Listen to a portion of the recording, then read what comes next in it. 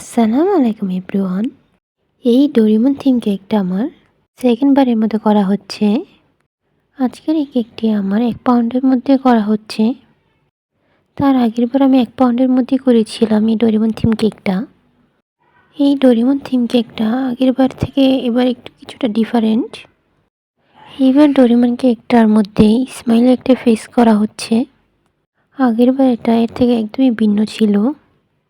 আগের বারের ডিজাইনটা থেকে এবার ডিজাইনটা মাশাআল্লাহ খুব সুন্দর হয়েছে। আগেরবার ডিজাইনটা সুন্দর হয়েছিল, বাট আগেরবার থেকে এবারটা অনেক বেশি সুন্দর হয়েছে। কেকের বিজনেসটা এরকম যে যত বেশি প্র্যাকটিস করা হবে হাতের কাজ তত বেশি সুন্দর হবে।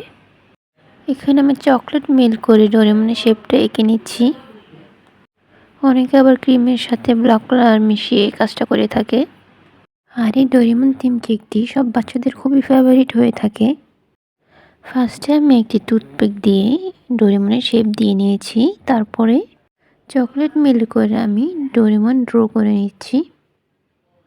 এখানে আমি একটি স্টার নজল দিয়ে এই ডিজাইনগুলো করে নেব। এখন স্টার নজল দিয়ে আমি ডিজাইনগুলো করার পরে ডোরেমনটা আবার উপর দিয়ে আমি ভালো করে ড্র করে নেব, যাতে করে ক্লিয়ার করে বোঝা যায়।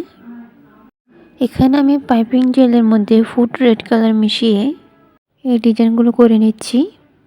আপনারা চাইলে ক্রিমের মধ্যে রেড কালার মিশিয়ে এভাবে ডিজাইনটা করে নিতে পারেন, কিন্তু ক্রিমের মধ্যে কালারটা একটু বেশি লাগে, এর জন্য আমি জেলের মধ্যে কালারটা মিশিয়ে নিয়েছি।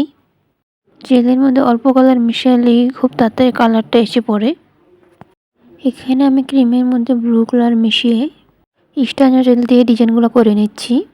আর এই ডোরেমন থিম কেকগুলো 2 পাউন্ডের মধ্যে করলে বেশি সুন্দর দেখায়। 2 পাউন্ডের মধ্যে করলে ডিজাইন করতেও খুব ইজি হয়।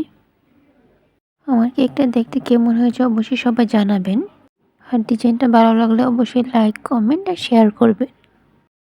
এই তো এটা আমার কেকের ফাইনাল লুক। মাশাআল্লাহ, আমার কাছে আমার কেকটা খুবই ভালো লেগেছে।